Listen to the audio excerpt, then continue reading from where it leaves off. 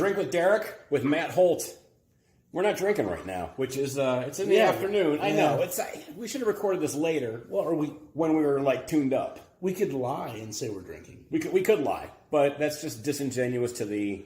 Yeah. To the I viewer. lie about a lot, but not about drinking. Yeah. So and I'm not Irish.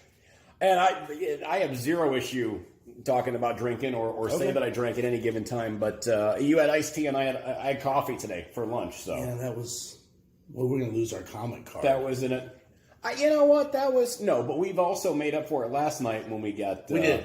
That's when we got lit up. That's true. And we couldn't have recorded last night because we wouldn't be able to operate any of this stuff. No, it'd be like all. It'd be shaky. It'd be like Michael J. Fox was holding the thing. Yeah. Funny dude. First time we had it. I mean, I've known of you for a long time. First chance to actually see you last night at the Downtown Grand. Okay. Funny guy. Appreciate that. Out of Indianapolis originally. Yes. And you've been here in Vegas now a couple of times working over at Brad Garrett's club. Mm-hmm. What I found is, and usually it takes comics a while to kind of get used to a Las Vegas crowd. Yeah, and for whatever reason, I think Midwest guys and women, comics, whatever, seem to get it quicker as far as Vegas crowds are concerned. Because it's not an easy audience to it's definitely to do shows for. I think for me, what do you think? What do you think's the reasoning behind that? Well, for me, I started off in the Midwest, and I did a lot of those real shitty casinos. Mm-hmm. That helps you. Because you realize they don't care about us. They're not there for us. Right.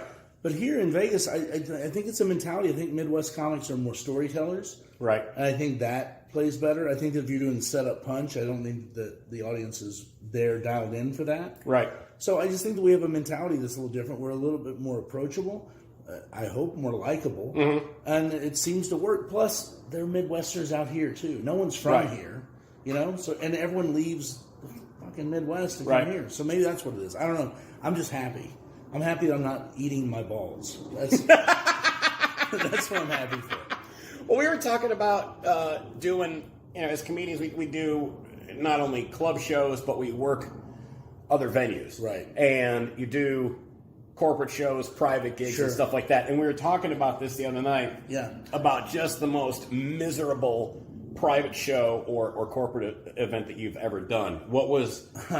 I know we both have a ton of these stories. You've been in the business 20 years. 20 years, yeah. So what's the worst that you can think of as far as a non-club related show? No, the worst one I did was a power company in Indiana did the Christmas party. They had a pre-show awards banquet that we were not invited to. Uh-huh. So we go up to do the show. My opener does not do well. I go up and I'm trying to do the best I can. And it's a banquet table. They're all sitting in those 10-seat banquet tables. Right. So in front of one of the people, they have it looks like one of those Happy Gilmore checks. They had the Publishers Clearinghouse. Yeah. And it said Russ Johnson, lineman, Shelby Energy Company. Right. So I'm looking for anything at this point, and I looked at that table and I said, "Man, I don't mean to tell you how to do your business, but those are enormous business cards." like that. How expensive are they? No wonder everyone's power bill is so high. You're paying ridiculous amount of money for office supplies. Right. No one's into this at all. And someone's at the table. How big's the crowd? There's probably 400 people there. Oh, wow. Yeah, okay. The whole company is there. Right. And I'm getting this. I'm getting a cut from someone, and I just don't know what that means, and I ignore it, and I just keep going over. I finally go over and I grab the thing, and I'm holding it up. I'm like, I'm saying this is enormous. You all see this? They're not having it. So I set it down. I continue to do my set. I do okay. Right. I finish. I walk back. Bartender has a drink waiting for me, right?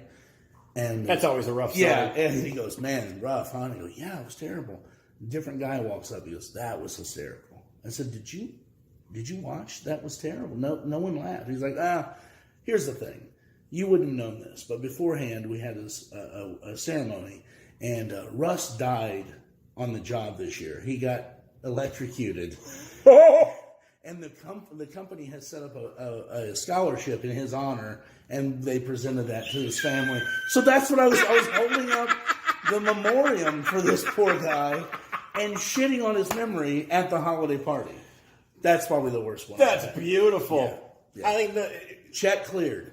that's all that matters. That's all that matters. I mean, you like literally talking about that. Like you literally will take a picture Oh, of the check, absolutely, right then and there, and deposit it in Absolutely. your bank, which you have the option now, as opposed to years ago when that wasn't even on the table. But because we were talking the other night, and the worst one that actually was able to circumvent was doing a show for the California State Firefighters Association, and they were laying out the plan for the agenda for the night, and they're like, okay, here's dinner, here's cocktails, blah blah blah, and then right before you go up, we're going to run a tribute video of all of our fallen brothers from the prior year. Yeah, fantastic. Well, California has wildfires all the time, and they lose a bunch of firefighters. Sure. And I go, that ain't happening. Yeah, no. And I go, look, I'm sorry for your loss. I go, but you can't do this, and then people are going to be crying. Sure.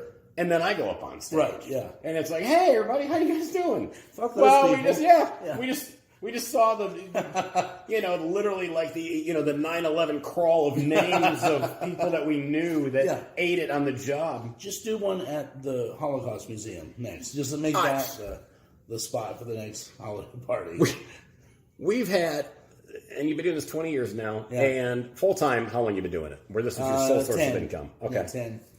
Now, we've all had side jobs. I've waited tables and Sure. stuff like that. We've all done things. I've sold stuff on eBay to make ends meet in between gigs. Yep. What's the worst side gig that you had doing this? Oh man, I sub taught for a while, but then Uber was the one. Like I drove Uber, Right. and like that's a great gig actually, but you just have weird situations. Like my last night driving for Uber, I pick up a guy, probably 55 years old. He's with a very young girl, so I'm on board with this guy. Right. This guy's my spirit animal, right? And they're drunk, they're hammered. 45-minute ride, right? So In Indianapolis? in Indianapolis, Okay. yeah. So I'm taking way out into the suburbs. So we're driving, and this little head pops up from between my seats, and it's the guy. He goes, I have a question for you. I'm like, sure, man, what's up? I thought he wanted a charger or a bottle of water. Or whatever. Right. I go, what do you need? He goes, would it be cool if we banged back here? I'm like, in my car? You want to have sex in my car with her? And he goes, yeah. I go, no, I'm not okay with that. And he goes, you're really not okay with that? I'm like, no, I'm not okay. And he's like, it's weird. All right.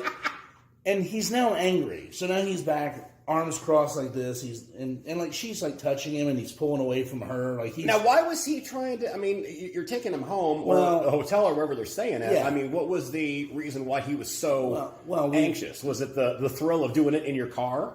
Well, I mean, it was a Ford Fusion. I don't want to brag, but it's a pretty nice ride, you know. But we've been there. She's drunk. Right. His window of opportunity is closing rapidly.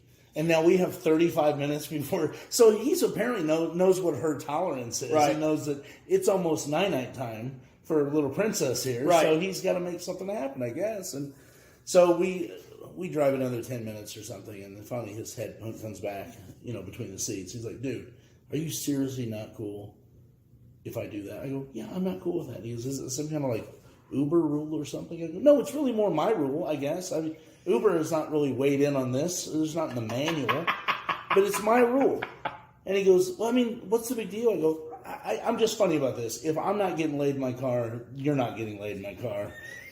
And then he didn't speak to me for the rest of the ride. I drop him off, and then I signed out of the app, and I never drove Uber again. That was my last ride. That's beautiful. Yeah.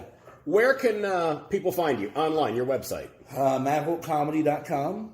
And then all your social media stuff is connected off of that too? Yeah, it's at Holt Comedy is my social media. So if you want to see me be very inactive, go there. It's almost like watching me live. See him here in Vegas when he comes out here. Brad Garrett's Comedy Club, also Delirious Comedy Club at the Downtown Grand.